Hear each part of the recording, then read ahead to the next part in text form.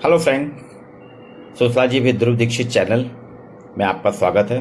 मैं ध्रुव कुमार दीक्षित आज आपके साथ समाजशास्त्री परिप्रेक्ष्य पे एक विमर्श कर रहा हूँ। मानव व्यवहार और मानव व्यवहार हम सभी जानते हैं समाजशास्त्र का एक प्रमुख विषय है। समाजशास्त्र के अंतर्गत हम सामाजिक संबंध, सामाजिक व्यवहार, सामाजिक व्यवस्था, सामाजिक क्रियाएं, समुदाय, समिति, इन सभी का अध्ययन करते हैं।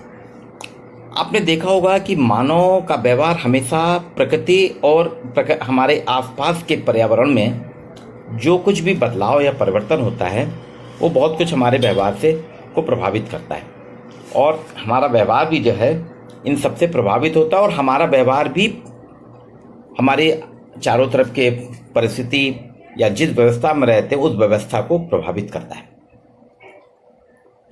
सभी समाजों के अपने अलग अलग हैं। मैंने अभी इधर कुछ समय से देख रहा हूँ मानव व्यवहार के जो बदलाव हैं। भारतीय मानव व्यवहार, इंडियन ह्यूमन बिहेवियर की बात करूँगा मैं, उस पर देखता हूँ तो मैंने 2-3 चीज़ों पे फोकस किया है। एक, पैनिक मूड में रहता है भारतीय व्यवहार। भारतीयों का व्यवहार बड़ा पैनिक, बहुत डरावना रहता है, बहुत जल्दी डर जाते हैं।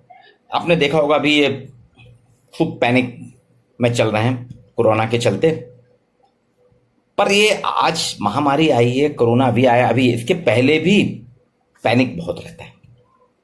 उसको आप देखिए, मैंने 2-3 उदाहरण से आपको करूंगा। आप भी आते जाते होंगे ट्रेन में, आपने भी सफ़र किया होगा, देखते होंगे आप लोगों ने, सबने, पर ध्यान नहीं दिया, पर आज मैं आपको वहाँ ध्यान आकर्षित करता हूँ। मैंने भोपाल में एक घटना देखी थी। भोपाल के हबीबगंज रेलवे स्टेशन, गाड़ावारा और करेली, ये 3 स्टेशनों में मैंने वाकया देखे हैं कि जब ट्रेन आने लगती है, अनाउंसमेंट हो जाता है और 3-4 मिनट के अंदर प्लेटफॉर्म में आने वाली है, उसकी लाइट भी दिखने लगती है, तो कुछ लोग इतने पैनिक में आ जाते हैं कि ट्रेन में कैसे चढ़े। वो प्लेटफॉर्म से कूद के पटरी के उस तरफ चले जाते हैं। क्यों?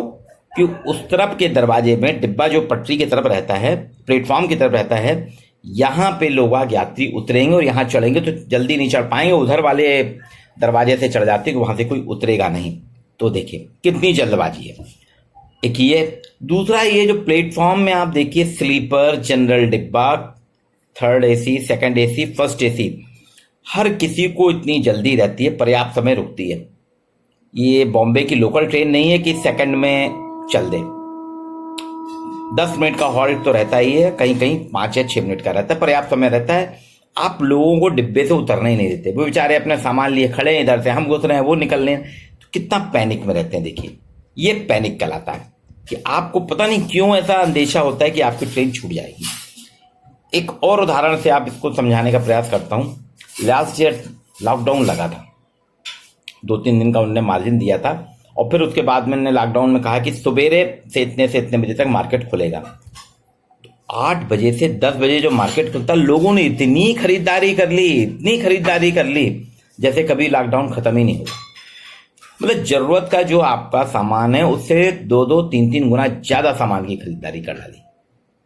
एक अभी और लॉकडाउन खत्म हो गया, नॉर्मल उसमें आ गए, हमारे पास मास्क है लेकिन फिर भी हम मास्क खरीद रहे हैं, सैनिटाइजर हम फिर भी खरीद रहे हैं। इसी तरह आपने देखा होगा सामान दिनों में भी हमारा व्यवहार क्या रहता है कि हम बहुत जल्दबाजी में रहते हैं, पता नहीं क्यों। हम हड़बड़ी में बहुत रहता है मानव, इंडियन जो नेचर है, इंडियन बिहेवियर आप देखिए बहुत हड़बड़ाहट वाला रहता है, वो पता नहीं किस उसमें रहता है। एक तो ये, दूसरा एक चीज देखिए, हमारा मानव व्यवहार में आपने देखा होगा भारतीयों के मानव व्यवहार में गुणवत्ता पे कम ध्यान दिया जाता है, क्वालिटी पे कम ध्यान दिया जाता है, पैसे की बचत पे ज्यादा ध्यान दिया जाता है। लेकिन वो होता उल्टा है। मैंने आपको बताया ना, सस्ता रोए बार बार, महंगा रोए एक बार। होता क्या है, हम मार्केट जाते हैं और शॉपिंग मॉल और बिग बाजार, समदड़िया मॉल, ये सारे जो हैं, यहाँ पे आजकल दुकानदारों ने भारतीयों को बहुत अच्छे से एनालिसिस करा है। उन्होंने देख लिया कि यहाँ पे भारतीय क्वालिटी नहीं देखते, सामान की हम क्वालिटी नहीं देखते, क्वालिटी की तो हमको चिंता ही नहीं है। हम देखते हैं सेल कितना है, छूट कितनी है, 40% छूट है, 50% छूट है, 60% छूट है, एक के साथ एक फ्री है, एक के साथ दो फ्री है, वो वाले आइटम पे हमारा फोकस ज़्यादा होता है। उनकी क्वालिटी नहीं देखते, हम सिर्फ प्राइस टैग देखते हैं, उसमें मिलने वाली छूट देखते हैं। और इस चक्कर में आप देखिए कि अधिकतर लोग बिग बाजार में जाते हैं, वहां पे अक्सर रहता है 20% डिस्काउंट, 40% डिस्काउंट, 60%। आपको बॉर्नविटा चाहिए नहीं, आपके घर में बच्चे है नहीं, कभी कभार कोई भतीजा तीजा आ जाता है, आप बॉर्नविटा की शीशी खरीद लें। सर्फ एक्सल उसमें दिया कि 5 किलो के सर्फ एक्सल के साथ में 2 किलो सर्फ एक्सल फ्री। आपको लगना 1 किलो है साल महीने भर का, आप ले आए 5 किलो के साथ 2 किलो फ्री, 7 किलो लिया, फिर वो पानी आनी गिरता रहा है, खराब भी होता है। एक के साथ एक फ्री के चक्कर में हम जरूरत से ज्यादा चीजें लेते हैं। एक और व्यवहार की बात करता हूं। पहले हमारे यहाँ एक व्यवहार होता था कि हम जो भी नया कपड़ा खरीदते थे उसको पहले पानी में भिगोते थे दर्जी को सिलने के लिए, कि जिससे श्रिंक हो जाए तो यही हो जाए, दर्जी नहीं करता, या दर्जी सिल के भी देता था वो, या रेडीमेड जो भी लेते थे। हमारे यहाँ एक चलन था, हमारी एक परंपरा थी, एक बिलीफ था, कोरा कपड़ा नहीं पहनेंगे। कोरा मतलब बिना धुला, कोरा कपड़ा नहीं पहना जाता। लेकिन आजकल हमारे पास क्या है, हमने देखा कि ट्रायल रूम बन गए हैं मॉल्स में, दुकानदारों में, तो हम जबरदस्ती कपड़े लेते हैं। कई बार हम पहन के देखते हैं, फिर वो पसंद नहीं आया, फिटिंग ठीक नहीं, ये नहीं, और छोड़ के आ जाते हैं और लेते नहीं। जब आप देख रहे हैं, ये तो अभी महामारी की बात है, वैसे भी कपड़े कौन पहन रहा कौन नहीं पहन रहा आपको नहीं पहनना चाहिए। सबकी बॉडी अलग अलग होती है, सबके अलग अलग वो होते हैं, आप उन्हीं को पहनते हैं। कपड़े के ऊपर कपड़ा नहीं पहनता, कपड़े उतार के ही कपड़ा पहनता है ना। लेकिन हम ये करते हैं, ये हमको व्यवहार बदलना होगा। क्यों? स्वच्छता का समाजशास्त्र ये बताता है कि हमको स्वच्छ रहना चाहिए और ऐसी चीजों से बचना चाहिए। अब एक और व्यवहार की बात करता हूं। भारतीय जोखिम में जीना जानते हैं। जोखिम में आपने देखा होगा, मैंने तो कई बार देखा, आप लोगों ने भी देखा होगा, एक मोटरसाइकिल पे 5-5 लोग जाते हैं, सामने टंकी पे 2 बच्चे बैठ जाते हैं, फिर हस्बैंड, फिर एक बच्चा बैठ जाएगा, फिर वाइफ, और फिर जो बाजार से खरीदारी करती हैं पत्नी महोदया, उसको अपने हाथ में पकड़े रहती हैं और चले जा रहे हैं। और भारतीय सड़कों का तो स्टैंडर्ड आपको मालूम है, जगह जगह गड्ढे और स्पीड ब्रेकर रहते हैं। और कई बार हुआ है, हादसे होते हैं, पत्नी ही गिरती है। मेरा कोई ऐसा वो नहीं है, मैं बता रहा हूं आपको, क्योंकि उसके ऊपर कुछ लोग तो मैंने देखा वो अपने बच्चे को भी लिए रहती है, एक हाथ में थैला भी लिए रहती है। अब बताइए कितना रिस्की है, लेकिन चले जा रहे हैं, गाड़ी में 4-4 जा रहे हैं। टेम्पो वगैरह में देखिए पीछे तक लदे हैं। स्कूल ऑटो में 10-10, 15-15 बच्चे लद के एकदम गस्सम गस्सम जा रहे हैं। गर्मी में क्या हालत होती है उन बच्चों की, आप कल्पना नहीं कर सकते, क्योंकि हम लोग तो गए नहीं। तो ये कुछ चीजें हैं, ये एक व्यवहार देखिए। एक है कि जोखिम में रहने का, गंदी बस्ती में।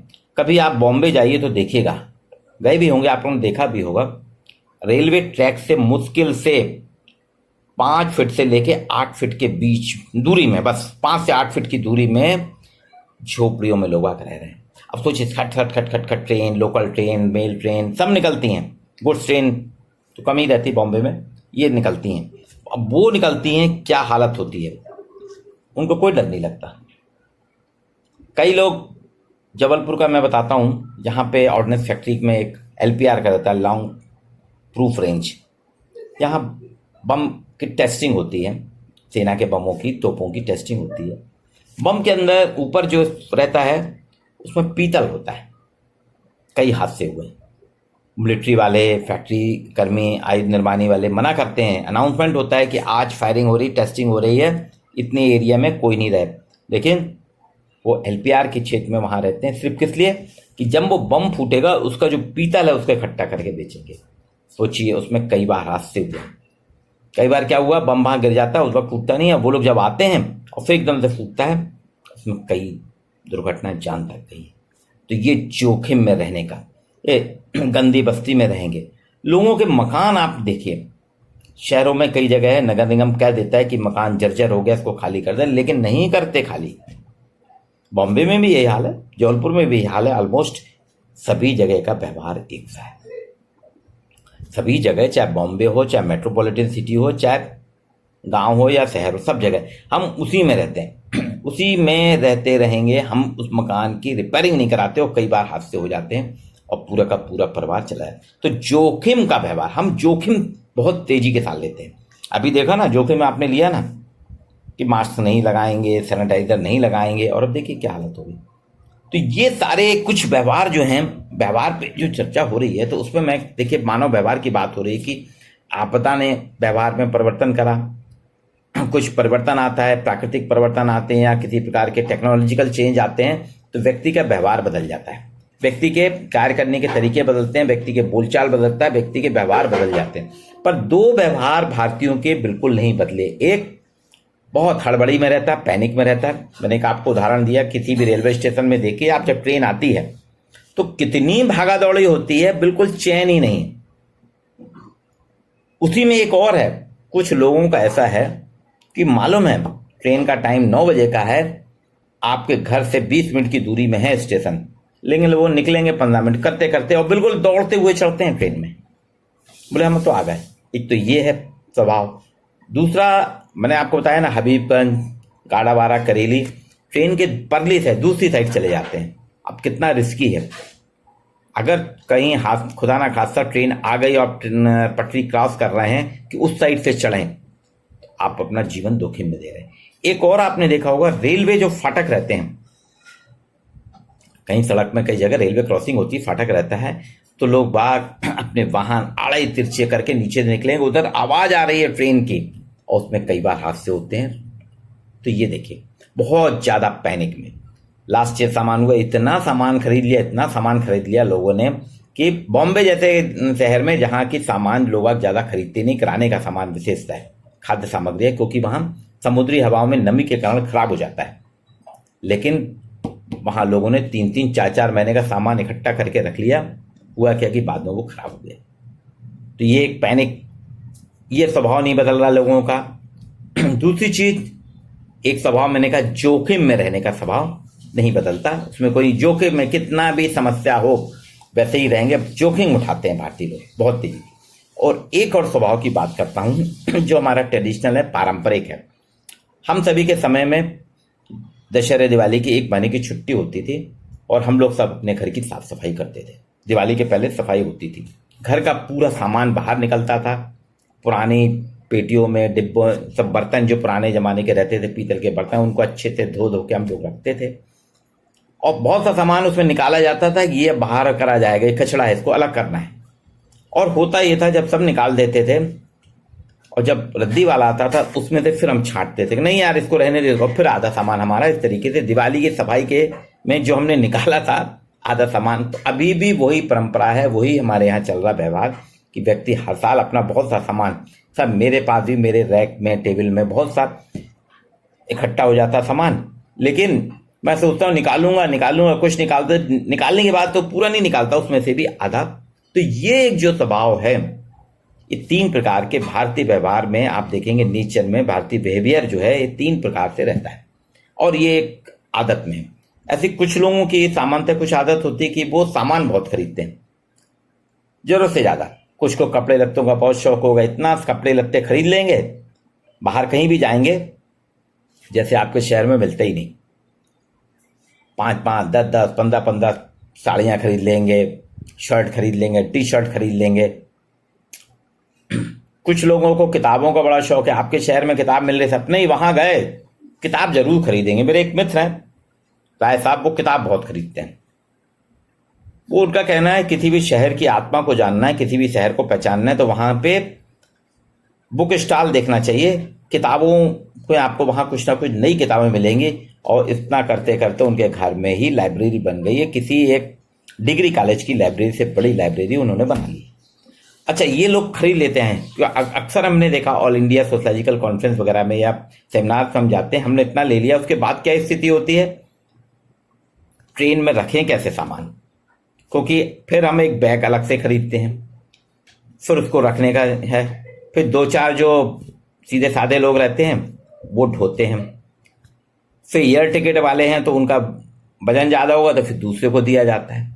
ऐसे मेरे एक मित्र हैं, मित्र जी, उनकी आदत है कि जा रहे हैं हम 2 दिन के लिए, लेकिन सबसे बड़े बिग साइज का सूटकेस लेके जाते हैं, पूरे हफ्ते भर का सामान लेके जाएंगे। और अब वो बड़ा बैग है, उसमें सब भर के ले जाते हैं, सब सामान। ऐसा लगता है जैसे वापस लौट के आना ही नहीं है। या उससे इतनी माया में अपना टेप रिकॉर्डर भी ले जाएंगे, कैमरा भी ले जाएंगे, मोबाइल भी रखे रहेंगे, वो आपके छोटे छोटे आजकल कारवा आ गए हैं वो भी ले जाएंगे, कपड़े लत्ते सब सामान भर के। बोले यार कब कैसी किसकी जरूरत पड़े, वहां कहाँ खरीदेंगे, इसलिए ले जाते हैं। और फिर अब चूंकि उनकी उम्र भी हो गई है, सामान घर में यहाँ से जब चलते हैं करेली से तो बेटा चढ़ा देता है, लेकिन दूसरे शहर में वो मित्रों को ही ढोना पड़ता है। फिर उनसे रिक्वेस्ट करेंगे, और अगर कोई मना करता है कि क्यों इतना लेके आ, अरे बोले यार कब क्या जरूरत होगी, अब यहाँ कहाँ ढूंढेंगे, यहाँ अपने पास रखा है। तो ये मानव व्यवहार है कि वो एक पैनिक में बहुत रहता है, बहुत जल्दी घबराहट में आ जाता है, और घबराहट में कुछ भी उल्टा सीधा करने लगता है, हड़बड़ी में रहता है। दूसरा एक व्यवहार की जोखिम में रहेगा, सारी सुख सुविधाएं सब कुछ है, मैंने कहा मोटरसाइकिल में 5-5 लोग चलेंगे, जोखिम में रहने का बहुत आदी है, हर चीज को जोखिम को सहन करता है। एक जरूरत से ज्यादा चीजों की लेके रखना, कोई प्लानिंग, बिना प्लानिंग के चलना, अनावश्यक खरीदारी करना, ये सारी चीजें जो हमारे मानवीय व्यवहार में, चाहे कितनी भी समस्याएं आ जाएं, कितनी भी आपदाएं आ जाएं, लेकिन हमारा व्यवहार नहीं बदलता। ये कुछ बातें थी कि मानव व्यवहार, इंडियन बिहेवियर पे, जो मैं आप सब जानते हैं, लेकिन इसको चर्चा की। इसमें अगले एपिसोड में मैं आपको कुछ और पे चर्चा करूंगा। आज इतना ही।